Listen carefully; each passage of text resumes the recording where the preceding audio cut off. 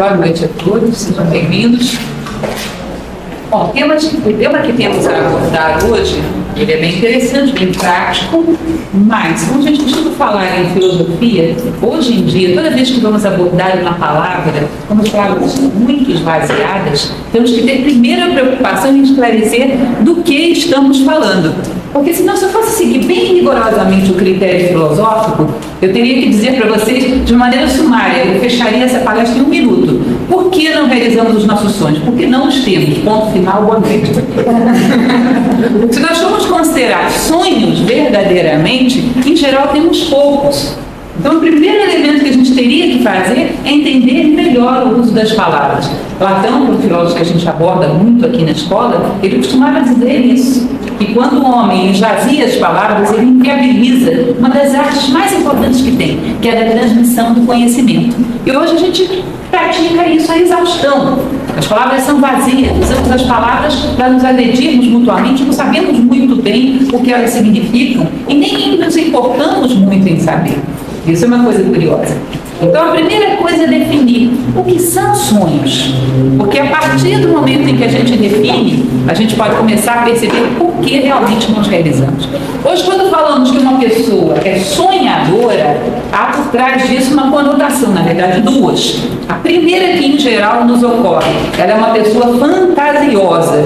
Ela vive, como popularmente se diz por aí, no mundo da lua. Não é isso? Ela é uma sonhadora, é aquela postura de ficar com a cabeça nas nuvens, de maneira muito pouco prática. Bom, para começo de conversa, isso não é sonho, isso é fantasia.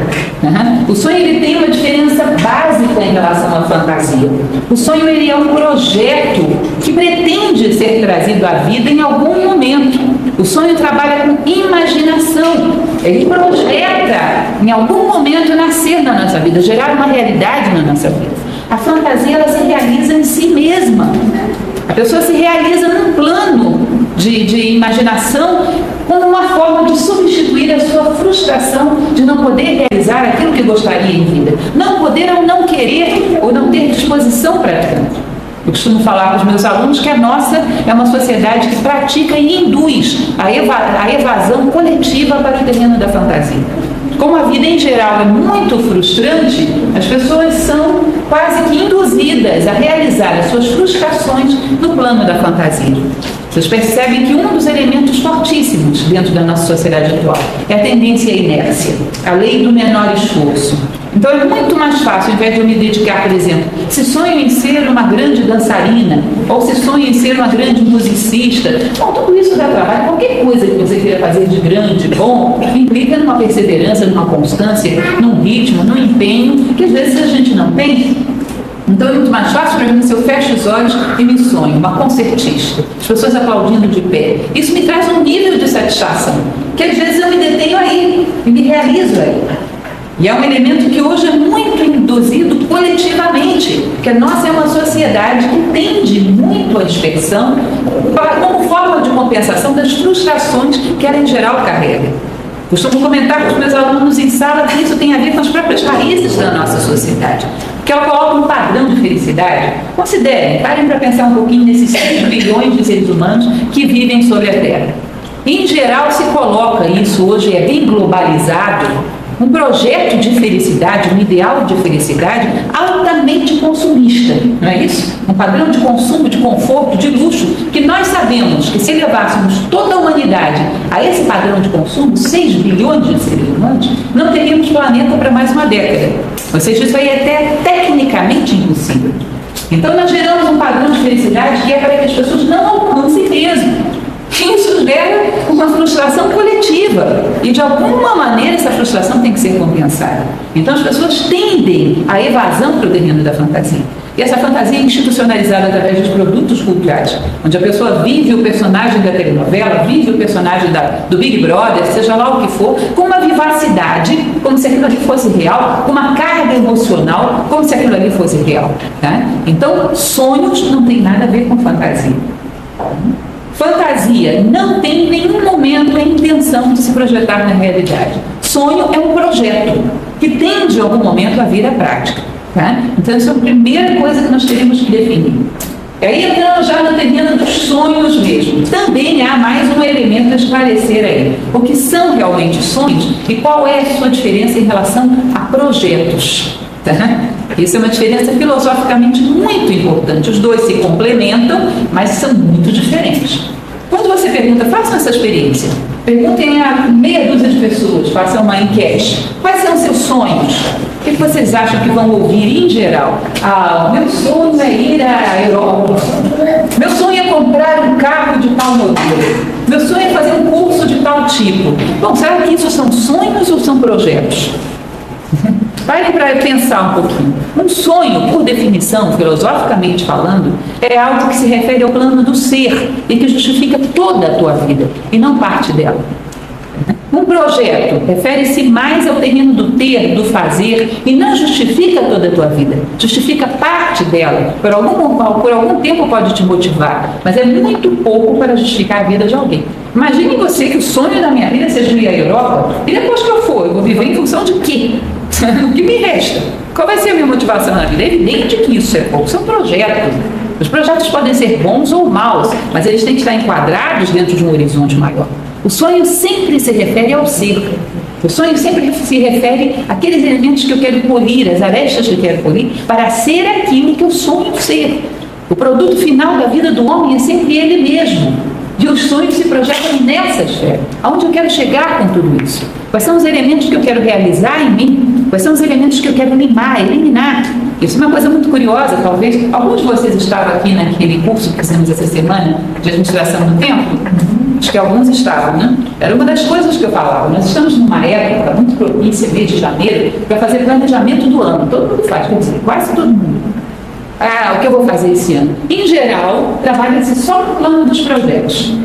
Ah, eu vou juntar dinheiro, eu vou trocar de carro, eu vou talvez reformar o apartamento. Agora, não trabalhamos, dificilmente nos planejamos. Bom, eu vou polir essa aresta que faz com que eu me relacione bem com as pessoas, eu vou tentar dominar melhor a minha cólera, vou tentar dominar as minhas crises de mau humor, vou tentar trabalhar tal elemento. A gente não faz planejamento no terreno do ser. Não é curioso isso? Agora, se vocês forem observar o ano que findou, o ano de 2008, as coisas que mais te trouxeram frustração e sofrimento foi o carro que você não trocou, ou foi a sua cólera, ou foi o seu problema de convivência, ou foi o seu mau humor. São as coisas que mais te roubaram oportunidades de vida. Estavam no terreno do ser ou no terreno do ter? O teu carro velho te incomodou tanto assim? O apartamento que não estava pintado te incomodou tanto assim a ponto de te gerar um estado de sofrimento? Ou a falta de domínio dos teus estados emocionais incomodou muito mais? Com certeza. Daí deve ter vindo a principal fonte dos problemas que você teve em 2008. Mas quando entramos em 2009, não planejamos para mexer nesse aspecto. Só no aspecto dos projetos. Os projetos podem ser bons, sim, e em geral até são, quando eles estão enquadrados dentro de algo maior. Um projeto não é suficiente para justificar a vida humana. Então, você entraria no terreno de definir quem tem realmente sonhos. E isso é aquilo que eu falava para vocês de início. Na maioria dos casos, eu diria, por que não realizamos os nossos sonhos? Porque não os temos. Temos projetos. E aí é uma coisa que fica amarrada uma à outra. Porque você pode, então, adaptar a pergunta e me dizer, por que eu não realizei o meu projeto de ter um carro novo? Por que eu não realizei o meu projeto de ser promovido no trabalho? Por que eu não realizei o meu projeto de viajar para a Europa? E eu vou te dizer, talvez porque você não tenha sonhos. Porque você fica muito ineficaz para realizar projetos quando você não tem sonhos. Por que você não foi promovido? Porque provavelmente faltou organização, faltou disciplina. Por que você não conseguiu trocar o carro? Porque talvez tenha faltado uma capacidade de autocontrole para poder fazer uma economia de recursos. Isso está no terreno dos sonhos e você não tinha. Entendeu? Portanto, não realizou. Faltou combustível fundamental em cima do qual transitam os projetos. Porque uma coisa está amarrada à outra. Em geral, uma pessoa é eficiente quanto à realização de projetos quando ela tem sonhos e os prioriza. Porque cada vez que você se capacita como ser humano, como diz lá a frase bíblica, tudo mais será dado por acréscimo. Senão, não. Então é uma equação muito clara isso. Por que não realizamos os nossos projetos, que em geral é o que temos? Projetos. Porque não temos sonhos. Porque relegamos esse aspecto como se ele fosse ser resolvido pelo tempo, ou sei lá, pelas circunstâncias, ou por qualquer coisa que não por nós mesmos. Ninguém pode realizar os nossos sonhos. E sem eles, muitos dos projetos também ficariam inviabilizados. Mas o pior de tudo não é isso, a nossa própria vida ficará estagnada. O progresso de vida do ser humano é medido pelos seus sonhos. Os projetos são uma consequência. Então, esse é um elemento muito importante. Hoje, uma coisa interessante que eu coloquei aqui para falar com vocês.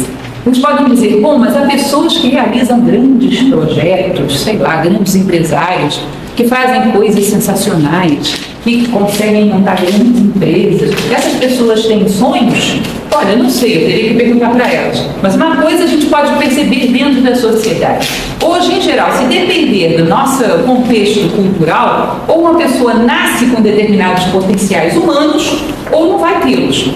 Porque o processo de educação, o processo da nossa cultura, não induz ao ser, só ao ter. Ninguém pede a você que seja mais justo, mais equilibrado, mais sóbrio, que tenha mais autocontrole. Pede que você trabalhe mais, pede que você tenha mais êxito, pede que você tenha mais recursos materiais. Então, a nossa não é uma sociedade que prioriza os sonhos, a formação no campo do ser. Então, quando uma pessoa realiza grandes projetos, olha, talvez ela desde o início já tivesse certas virtudes, fosse organizada, tivesse uma certa capacidade de visão, imaginação. A nossa sociedade não desenvolve esses elementos. Isso é uma coisa importante que vocês percebam. Nós temos todo um conjunto de elementos educacionais que desde a infância nos ensinaram a manejar, por exemplo, o nosso corpo físico. Desde pequenininhos, não é assim? Aprendemos a sentar, depois aprendemos a andar, foi complicado aquilo, né? Para uma criança parece ser absurdo alguém se equilibrar em cima daquelas duas pernas, muito mais fácil engatinhar. Aprendemos, depois aprendemos a manejar aquele lápis, aquela caneta e escrever aqueles signos que a princípio parecem absurdos, a gente os dominou, ou seja, fisicamente dominamos um monte de coisas. Mas, em geral, o domínio dos nossos elementos para por aí. A gente não aprende a lidar com as nossas emoções, a gente não aprende a lidar com a nossa mente. E, obviamente, para realizar sonhos, você tem que entrar nesse campo. Então, quando uma pessoa hoje realiza grandes projetos, eu fico me perguntando, ou ela fez um planejamento onde ela conseguiu desenvolver os seus sonhos a parte da sociedade, ou ela já tinha virtude de partida. Uma coisa é, o nosso processo educacional não incentiva muito a se desenvolver virtudes. Isso não é considerado muito necessário. Isso é uma coisa interessante a observar, não é isso? Então, alguns elementos que eu gostaria de colocar para vocês. Bom, se estamos falando de sonhos, realmente, daquilo que queremos ser, daquilo que queremos chegar a conquistar como seres humanos, porque os projetos, como falei, virão por acréscimo. Quais são realmente os elementos que nos impedem de realizar? Quais são os fatores? Agora, definindo bem do que nós estamos falando. Sonhos, aquilo que queremos ser, o domínio que queremos ter de nós mesmos, o estado de equilíbrio que queremos chegar a atingir. O que realmente nos impede de realizar isso? Eu separei isso para vocês em 4 áreas, para que a gente possa visualizar com mais clareza. Embora as 4 se entrelacem. E no final você pode me dizer tudo a mesma coisa, provavelmente porque é parte de um único ser humano. Mas em geral podemos visualizar com mais clareza os nossos fatores impeditivos em 4 áreas. A nossa relação com o tempo, a nossa relação com o espaço, a nossa relação com o outro, aquela coisa que chamamos de convivência, que é um dos problemas mais complicados que temos, é a nossa relação conosco mesmos. Esses 4 pontos, esses 4 tópicos, são onde nascem a maior parte dos problemas que nos tornam ineficazes quanto à realização dos nossos sonhos e, consequentemente, quanto aos nossos projetos. Começando pela relação com o tempo. Para quem assistiu essa semana a palestra de administração do tempo, falamos demais sobre isso. Nossa relação com o tempo, ela é de muitíssimo curto prazo. Nosso planejamento, ele é o que eu vou fazer hoje, o que eu vou fazer essa semana, quando muito o que vou fazer esse ano. Não temos um planejamento de longo prazo. Não temos metas. Não sabemos o que queremos chegar a ser. Isso obscurece muito o nosso discernimento. Sempre costumo falar, dentro do curso de filosofia, onde falamos demais sobre isso, para você imaginar se você fosse construir uma casa. Qual seria a primeira operação que você faria? Contrata um arquiteto, que vai fazer uma planta dessa casa.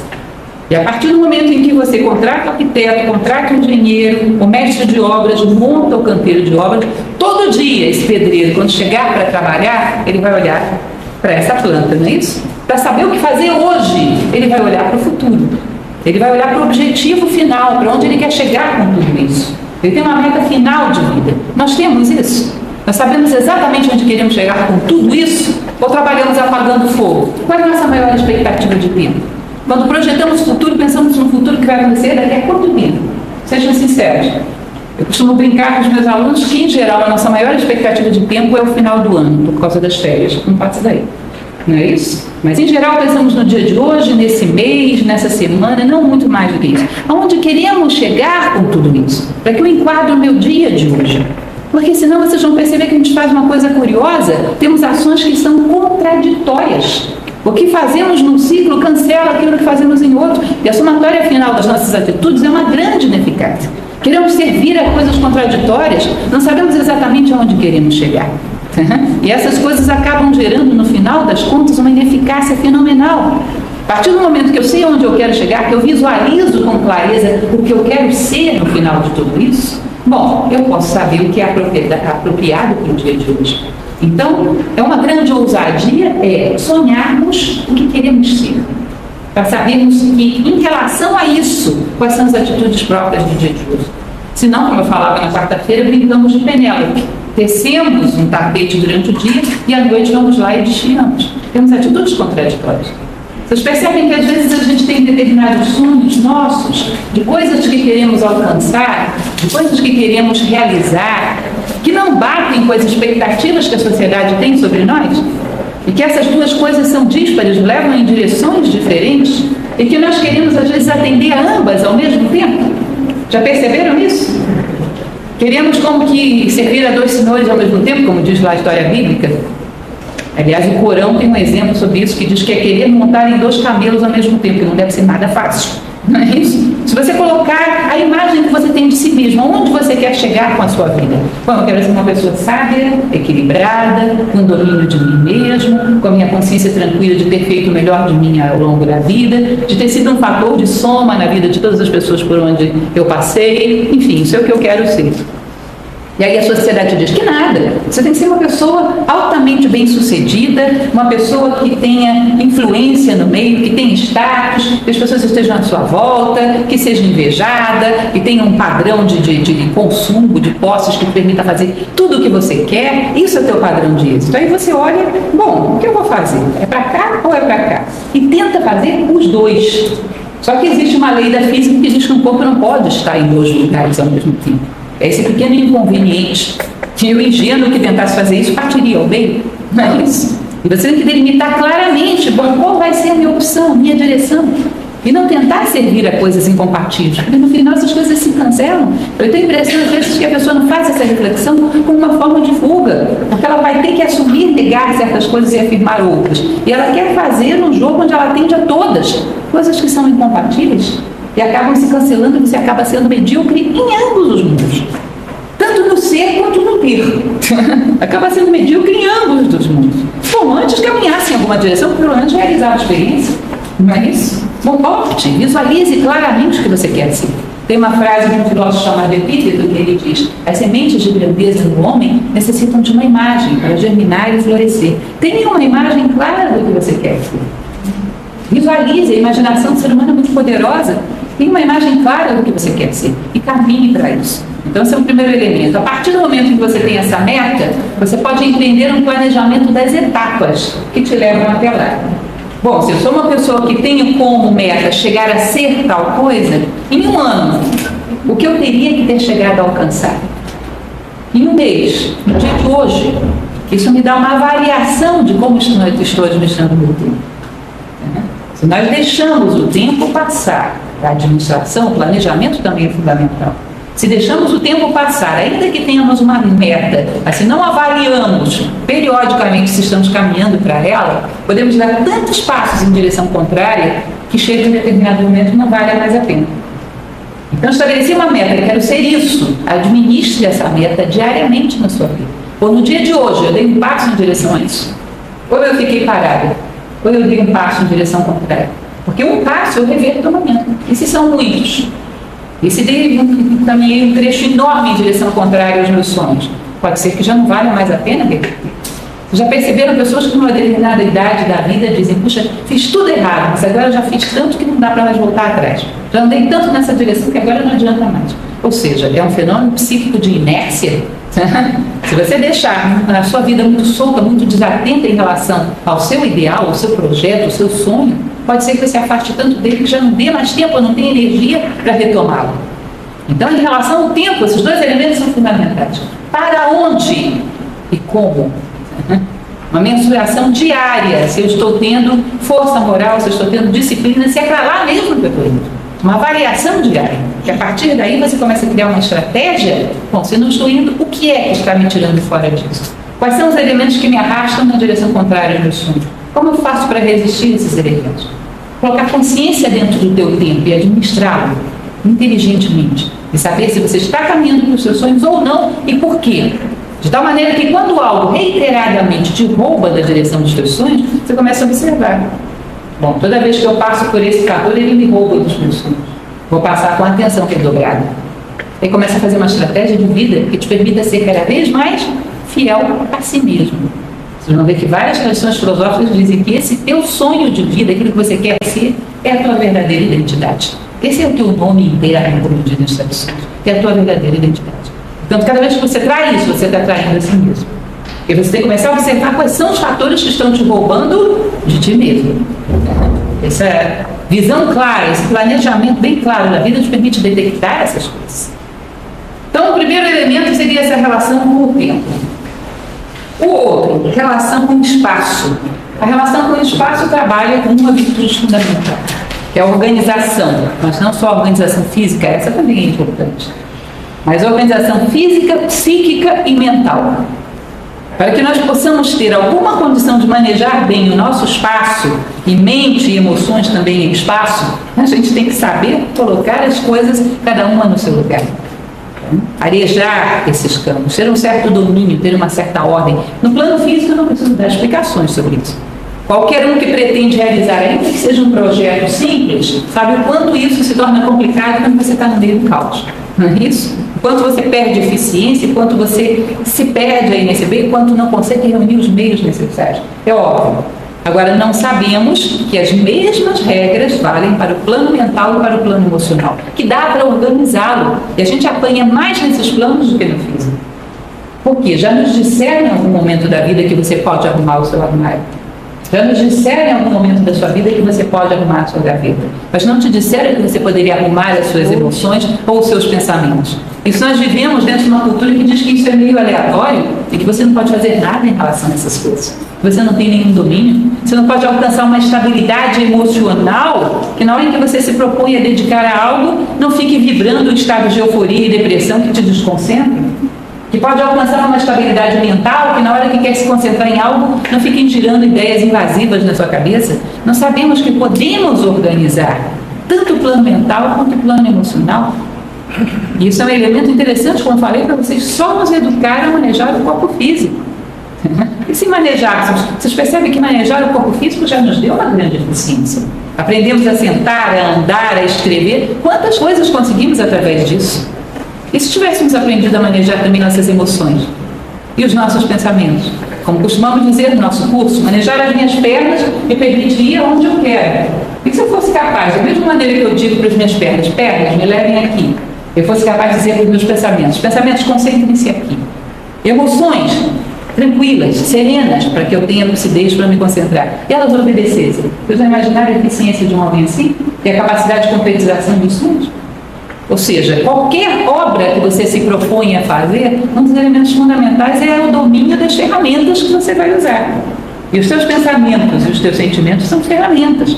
O nível de desequilíbrio, instabilidade e falta de domínio que a gente tem nesse plano é um dos principais fatores de fracasso hoje em dia. Como eu falei para vocês de início, a desconcentração, a dispersão, a tendência a formas mentais negativas que nos exaurem, sugam toda a nossa energia mental, a instabilidade emocional. Vocês conhecem alguém que esteja em estado de euforia ou de depressão, que seja eficiente em alguma coisa que esteja fazendo? Vocês imaginam Leonardo da Vinci pintando a Mona Lisa eufórico ou deprimido?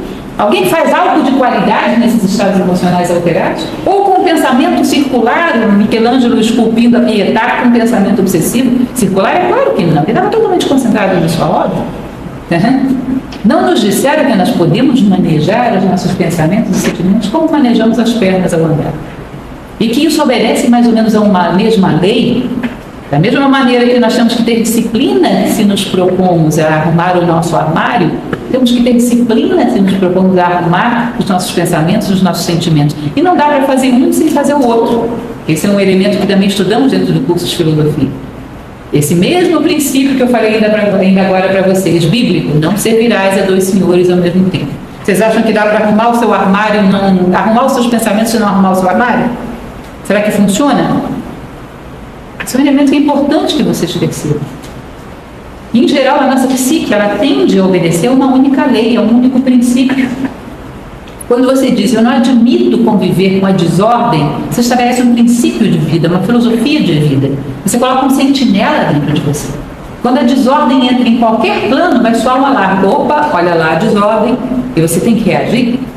E se você passa aquela desordem, é omisso, ela vai penetrar em todos os campos e você vai perder senso. Percebem isso? Então, se eu passo pelo meu armário, está caótico, e eu não reajo, bom, o caos vai entrar no meu plano mental, o caos vai entrar no meu plano emocional, e eu não vou percebê-lo, porque você tem que estabelecer uma única lei, ou então você não terá essa lei em plano nenhum. Então, essa capacidade de ordenar, e para isso, hoje em dia, nós somos muito pouco treinados, existe a possibilidade de imprimir uma disciplina que nos permita ter um equilíbrio maior no plano mental e emocional, a capacidade de ter um controle das suas ferramentas mentais, emocionais, físicas, ou seja, a relação com o espaço, é fundamental para que alguém plasme o seu sonho. Fundamental. Eu não conheço nenhum grande homem que tenha feito grandes coisas que não fosse um homem concentrado naquilo que pretendia fazer.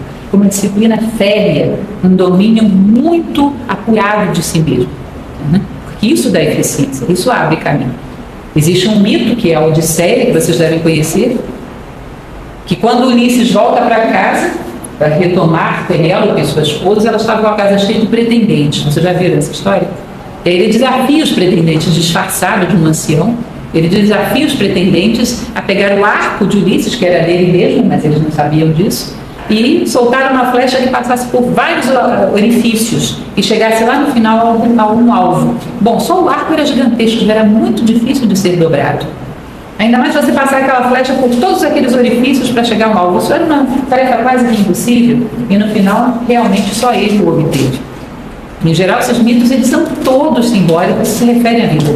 Essa capacidade de dobrar o arco significa saber dobrar todos os elementos da nossa personalidade, ou seja, a energia física, as emoções, os pensamentos, a nossa vontade. Eu quero isso. E dobro todos esses elementos diante da minha vontade. Mas para que você tenha eficiência, você precisa que todos os orifícios estejam alinhados, não é isso? Precisa de ordem. Porque ainda que você consiga dobrar a sua personalidade, se você não tem ordem, essa flecha resvala em algum desses orifícios e não chega ao seu alvo. Ou seja, você vai precisar sim de um domínio de si mesmo, de uma disciplina, mas precisa de ordem para ter eficácia e atingir o seu alvo. Todos os orifícios têm que estar alinhados numa mesma direção. Então, esse é um elemento que é o lidar com o espaço. O outro, que é muito importante, lidar com o outro. Isso aí é fundamental, que é a questão da convivência. Como eu falava para vocês, as principais frustrações, os principais problemas, os principais descontentamentos que tivemos no último ano. Estamos numa época boa para avaliar isso. Estamos ainda perto, não esquecemos totalmente, daqui a pouco a gente não lembra de mais nada. Mas ainda estamos próximos, lembramos de 2008. Percebam claramente como a maior fonte de insatisfação e frustração para nós são problemas relacionados à convivência, ou não são? Como são, não é isso?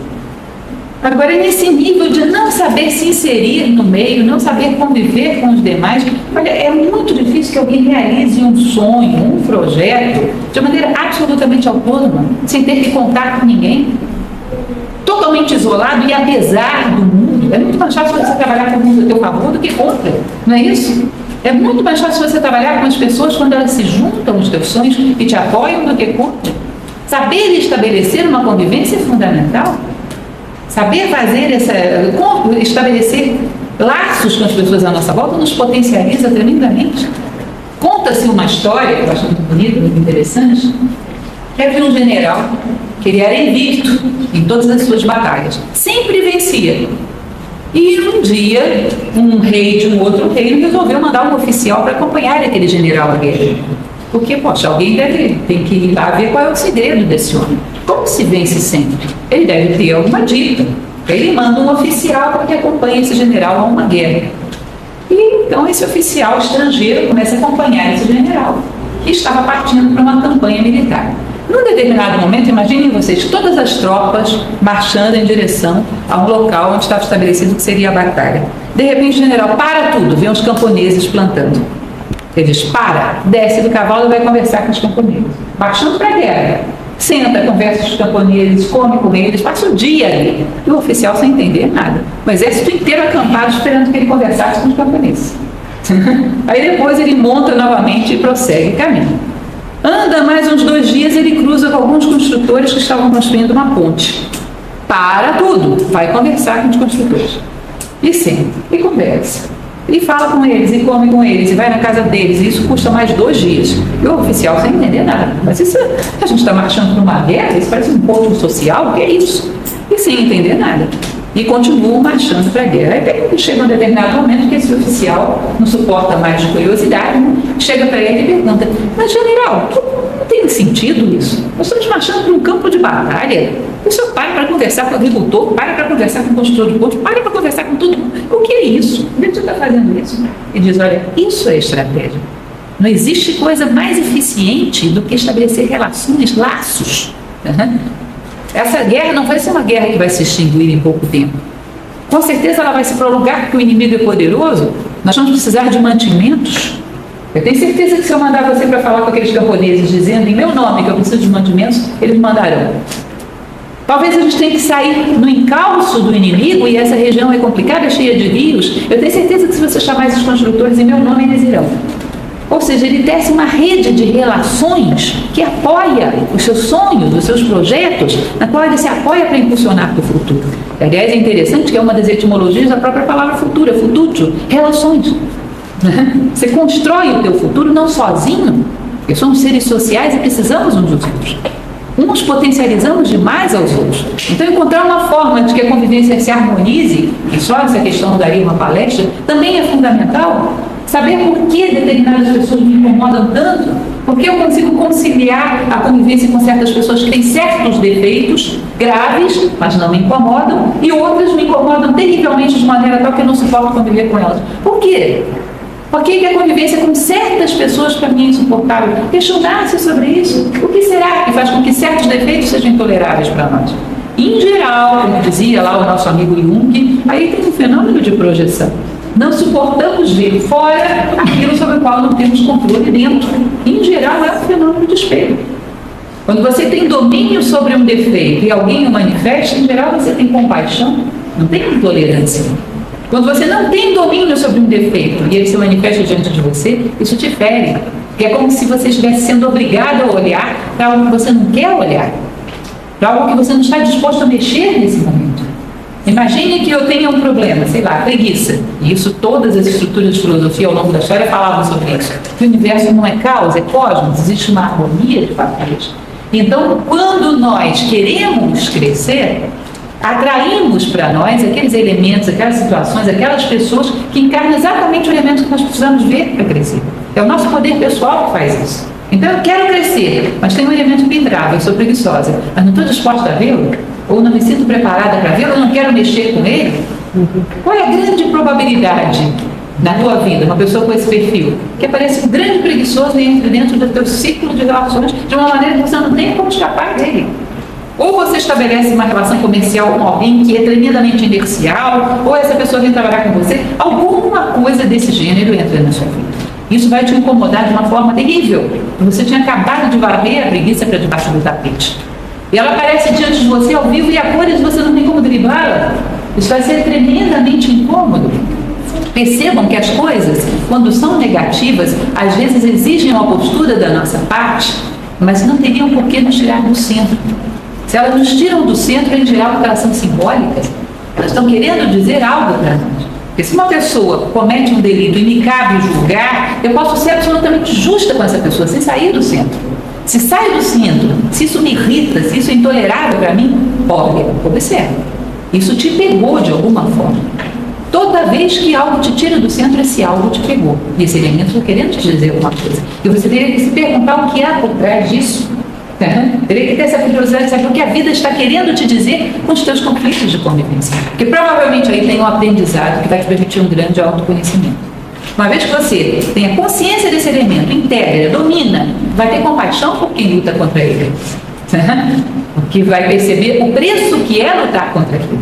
Portanto, vai ter até uma certa compaixão por quem está sendo derrotado, porque sabe o quanto é dura a luta. Sabe? Integrou, você tem capacidade de lidar fora. E lidar não é ser sempre bonzinho nem piegas, é ser justo, é fazer o que é necessário. Não pense, isso é uma das coisas que a gente mais tem equívoco dentro da sociedade. É achar que para ser justo você tem que estar colérico. Um homem que está colérico não tem condição de julgar. A justiça exige lucidez. Por muito que você seja duro com alguém, é duro porque essa pessoa necessita disso para um elemento educativo. E não porque você esteja despejando nela a sua cólera. Uma pessoa que está fora do centro não tem condição de julgar. Então isso significa ser piegas com as pessoas, significa não deixar que as situações te tirem do centro, porque aí nascem os problemas de convivência. Então esse é um elemento fundamental. Questionar o que eu tenho que corrigir para que a minha convivência se harmonize, porque aí, em geral, é o nosso maior fator de sofrimento, de perda de energia e de ineficácia, porque não conseguimos fazer nada em conjunto. E o que podemos fazer sozinhos? Não conseguimos realizar um projeto em conjunto. Como vamos fazer alguma coisa sozinhos? Isso não é da nossa natureza como seres humanos. Sem contar com ninguém, nem na etapa do processo complexo. Certo? E por fim, um elemento que é muito importante, a relação consigo mesmo. É um outro fator que a gente relega muito. Uma capacidade, isso é um elemento que exigiria que a gente trabalhasse vários fatores para que vocês entendessem um conceito, que é caráter. Uma capacidade de modelar o nosso próprio caráter. O que vem a ser caráter, filosoficamente falando? Platão ele costumava dizer, nas leis ele expressa isso muito claramente, que o ser humano ele tem uma tendência natural a gostar de certas coisas e a rejeitar outras. E que isso teria que ser, no estado justo, isso teria que ser modelado de forma tal que ele gostasse das coisas que lhe permitem crescer e rejeitasse aquelas que lhe atrapalham. Certo? Que ele tivesse uma visão clara do que o leva ao crescimento como ser humano e daquilo que o arrasta à condição animal. E que ele aprendesse naturalmente a gostar do que é bom para ele e rejeitar o que é mal. Nós não temos isso dentro da nossa sociedade atual. Nosso caráter, em geral, é muito mal formado, de tal maneira que vocês percebem que tem um lapso claro. Muitas coisas percebemos mentalmente que são boas para nós, mas não conseguimos fazê-las porque não gostamos. O que nós gostamos, o que é bom para nós, existe uma diferença muito grande. E o que rejeitamos e o que é ruim para nós, existe uma diferença muito grande. Essa defasagem nos atrapalha muito. Porque como é que eu vou plasmar sonhos se eu percebo que aquilo que eu quero ser, aquilo que eu necessito ser, tem uma série de etapas que têm que ser feitas, que são coisas que não são agradáveis para mim, que eu não gosto. Eu preciso, por exemplo, a questão que falávamos antes, trabalhar com a convivência. Bom, vai passar por uma série de etapas onde vou ter que impor certas condutas que não vão ser agradáveis. E se eu não tenho uma capacidade de perceber que os meus gostos não são a minha essência, eu não sou os meus gostos. Os meus gostos são modelados socialmente, eles podem ser mudados. Se não me satisfazem, se não me levam onde eu quero ir, eles podem ser mudados. Eles são plásticos. Eu posso reconstruir o meu caráter, posso aprender a gostar daquilo que é bom para mim. Se a gente não tem uma concepção clara disso, não vai ser muito difícil. Ficamos escravos do gosto, não gosto, quero, não quero. Isso é um elemento que é importante que se perceba. Então eu posso remodelar a mim mesmo, reconstruir a mim mesmo por definição. Dá para fazer isso, pode parecer um pouco surpreendente para vocês, mas pode. Tudo aquilo que vocês gostam hoje em dia, pare para pensar sobre isso. O que vocês gostam, o que vocês pensam, o que realmente foi uma escolha de vocês. Já pararam para pensar que até os nossos pensamentos têm essa característica, poucos deles são nossos mesmo? Isso é uma coisa engraçada. Se a gente parar para questionar os nossos pensamentos e perguntar por que penso isso? Qual foi a situação prática de vida que eu tive que me levou a fundamentar essa forma mental? Vocês vão perceber que não existe. Eu não vivi nada que fundamentasse aquela opinião. Eu absorvi ela do meio. Nós pegamos um pacote pronto de vida e absorvemos esse software do meio. E muita coisa aí, a maior parte das coisas não são nossas. Muitos dos nossos pensamentos não são nossos. E os nossos gostos e as nossas reações negativas? Muito a ver com o produto da nossa sociedade, que rejeita certas coisas e gosta de outras, e quando você vai ver, você está sendo escolhido, você está sendo pensado, você está sendo vivido, e muito pouca margem de escolha. Quase nada é nosso. Então, posso reconstruir tudo isso? Posso. Posso aprender por um processo de disciplina a gostar daquilo que eu compreendo como bom?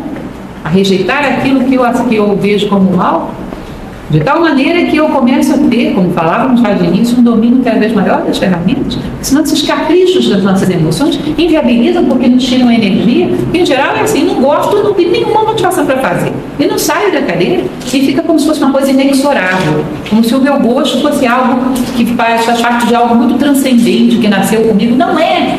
Se você tivesse nascido em outro contexto familiar, em outro país, seus gostos seriam outros, isso não é você. Isso foi modelado pelo mundo. Bom, remodele você mesmo. Se a tua personalidade tem que ser formatada pelo mundo, pelo menos que seja por você e na direção que você quer. Porque senão ela está obedecendo algum interesse que pode não ter nada a ver com aquilo que você acredita.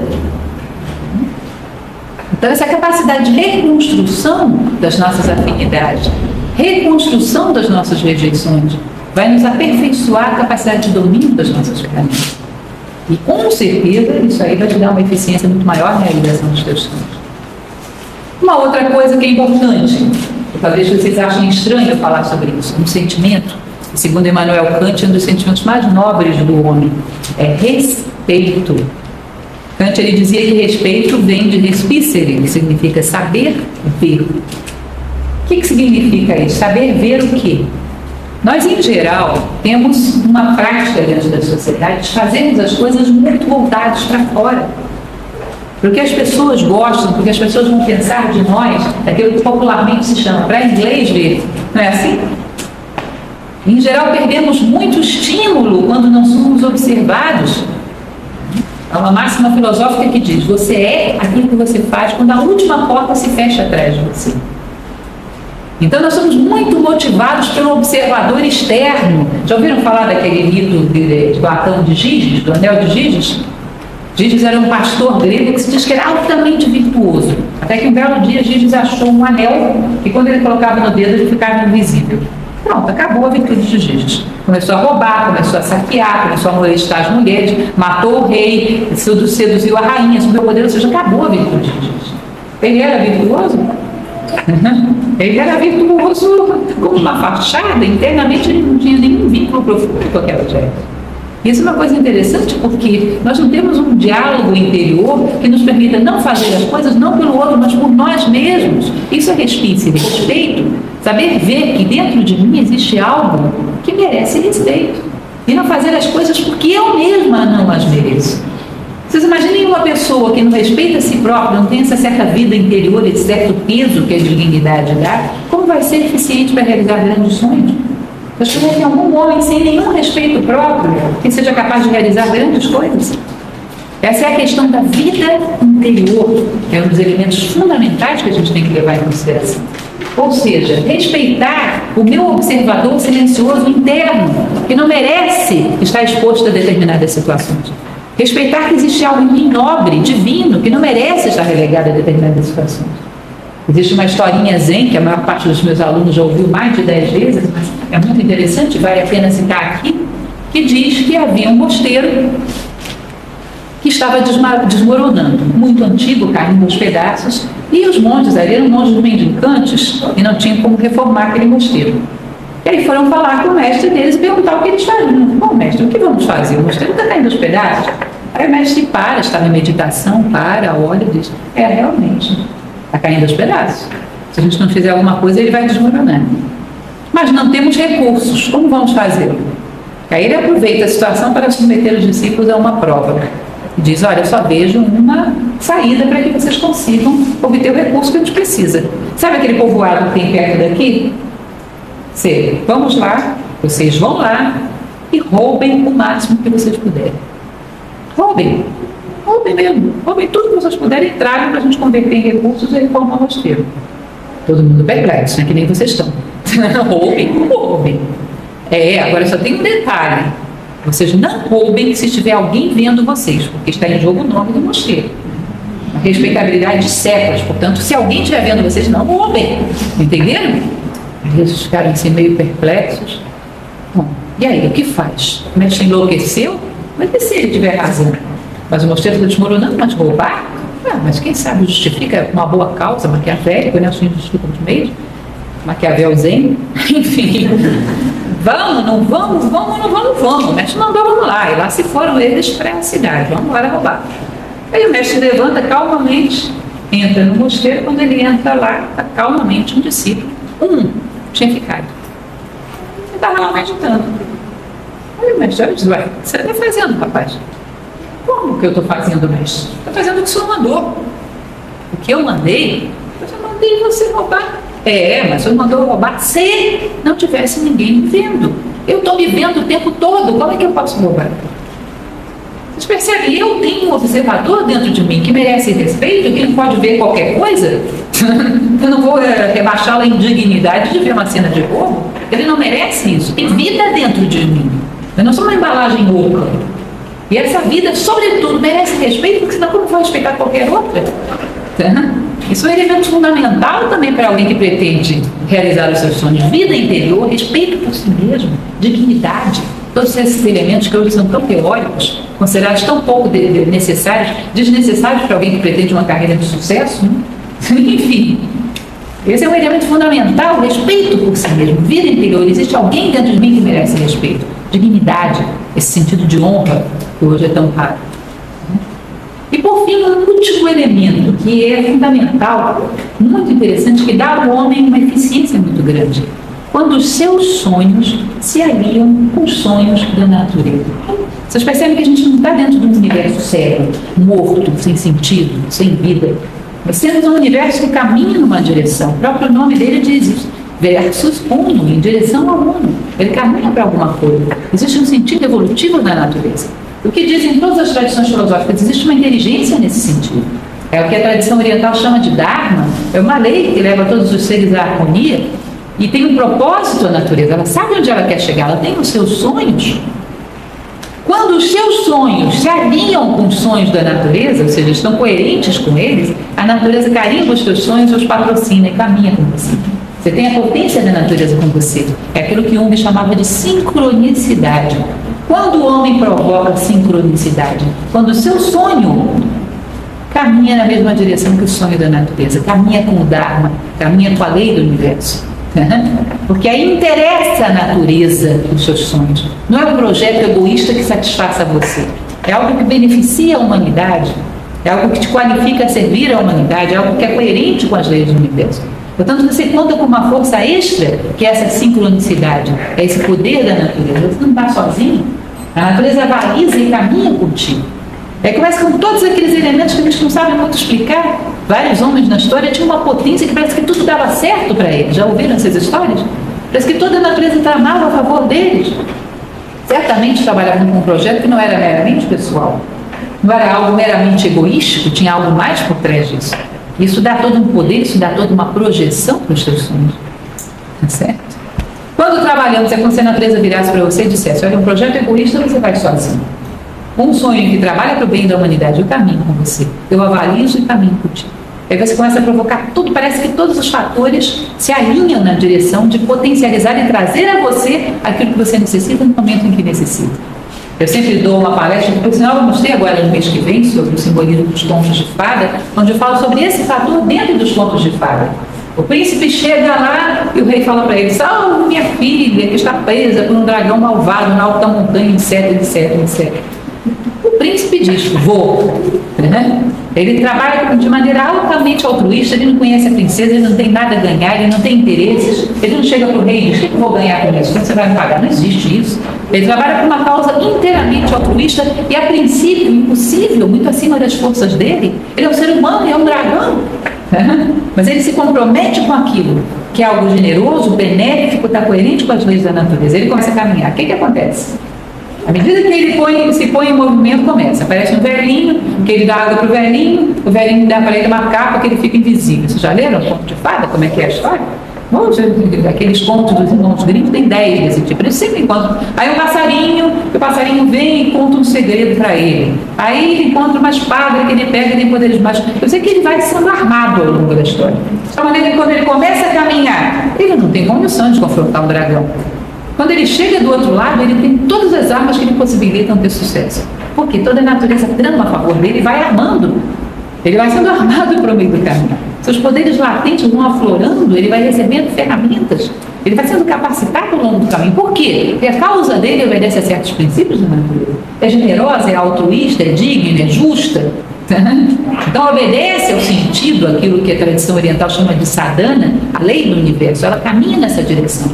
Então, a natureza avaliza e caminha com você. Isso é um elemento a mais fundamental, que com certeza garante o nosso êxito quando realizamos os nossos sonhos. Então, alguns elementos que eu dei para vocês, para que vocês fizessem um diagnóstico. Esse é, na verdade, um pequeno trabalho que vocês dessem observar. Mas se eu não estou realizando os meus sonhos, o que é realmente que está pegando? Bom, são sonhos realmente? São. Como eu estou me relacionando com o tempo? Tenho metas? Sei onde eu quero chegar? Como eu estou me relacionando com o espaço? Sei colocar ordem nas coisas? Domino razoavelmente minhas formas mentais? As emoções? Tenho serenidade? Tenho equilíbrio? Como eu estou me relacionando com o outro? Ou uma relação altamente conturbada, onde eu vivo meio ilhado, achando que eu sou um ser muito especial e as pessoas não me compreendem? O que é isso? Como eu me relaciono comigo mesmo? Eu dedico algum tempo à vida interior? Eu dedico algum tempo ao autoconhecimento? Todos esses elementos têm que ser. Como eu formo o meu caráter? Porque não vamos esperar, a sociedade não formou o meu caráter, eu vou sentar e chorar e vou colocar a culpa na sociedade. Não. Se eu não recebi, eu posso modelar a mim mesmo. Inclusive, porque se não fizer, não tem como transmiti-lo. E tem esse dever para com o futuro. Não é isso? Em algum momento, alguém que não recebeu formação de caráter terá que formar a si mesmo. Para quebrarmos esse ciclo vicioso de não recebemos, não damos. Então, todos esses elementos, o que está fazendo com que eu não seja eficiente? Ou os meus projetos são egoístas e não trabalham a favor das leis da natureza, que é ainda um adicional, um plus de energia, que pode me permitir caminhar com muito mais facilidade. Isso é algo universal? Que, aliás, esse mesmo filósofo Immanuel Kant, que eu falava ainda há pouco para vocês, ele falava sobre isso. Você quer testar a moralidade de algo, quer saber se algo é universal? Pense, se todas as pessoas tivessem sonhos iguais ao meu, o mundo seria um lugar melhor para se viver? Ou seria um lugar mais egoísta, mais materialista, onde as pessoas vivem um sonho, uma alienação de consumo e tudo continua do mesmo jeito? Aí você vai perceber se os teus sonhos se alinham com os interesses da natureza. Porque se todos sonhassem como você e o mundo fosse melhor, bom, os teus sonhos são interessantes para a natureza, portanto você tem uma energia a mais. Cheguem todos esses elementos e vejam onde está a brecha, onde você está perdendo energia. Isso é fundamental, façam isso nesse planejamento, nesse ano. Foquem claramente no que eu quero ser. Percebam que quando você não foca no que você quer ser, acaba sendo influenciado por modelos da sociedade.